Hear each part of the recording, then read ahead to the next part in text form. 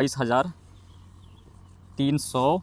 तो hello my dear student, तो इस क्लास में हम एक और न्यू सवाल पढ़ेंगे जो क्लास 10th का प्रश्नावली 1.1 का क्वेश्चन नंबर हम 4 पढ़ेंगे। इस सवाल को हम सॉल्व करते हैं। बहुत ही ईजी मेथड है और बहुत ही आसान तरीके से इस सवाल को हम सॉल्व कर लेंगे। ठीक है, तो चलिए बिना देर के हुए इस सवाल को हम तो देखिए, सबसे पहले लिखेंगे यहाँ पे दिया है कि क्या क्या चीज़ें दे दिया है। तो दिया है हमें 306 का मान 657 का जो HCF है वो 9 दिया है। तो 306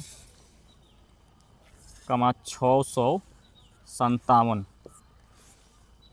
और ये जो HCF दिया है आपका HCF कितना है, 9 है। तो ज्ञात क्या करना है वो देख लीजिए। हमें 306 का मान 657 का LCM ज्ञात करना है। LCM ठीक है, ये पूछ रहा है।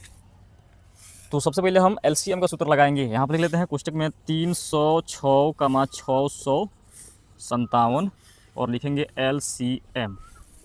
तो इन संख्याओं का हमें LCM निकालना है। तो LCM का सूत्र होता है पहली संख्या गुणा दूसरी संख्या। मान लीजिए पहली संख्या ये है और दूसरी संख्या 657 है। पहली संख्या 306 और दूसरी संख्या 657, ये आपको ऐसे लिख दे रहे हैं 657। ठीक है, तो LCM बराबर होगा कि 306 यानी कि पहली संख्या गुणा दूसरी संख्या 657 बटा HCF देखिए HCF है, इन संख्याओं का जो HCF है वो कितना दिया आपको, 9 दिया ये। तो यहाँ से 9 लिख लेंगे। अब हम इसको काटेंगे तो आपका हो जाएगा 9 3 27, ठीक है, और 9 चौको 36।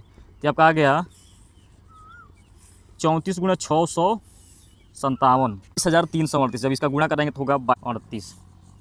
तो ये हो गया आपका सॉल्व क्वेश्चन। ठीक है मेरे प्यारे छात्रों, अगर समझ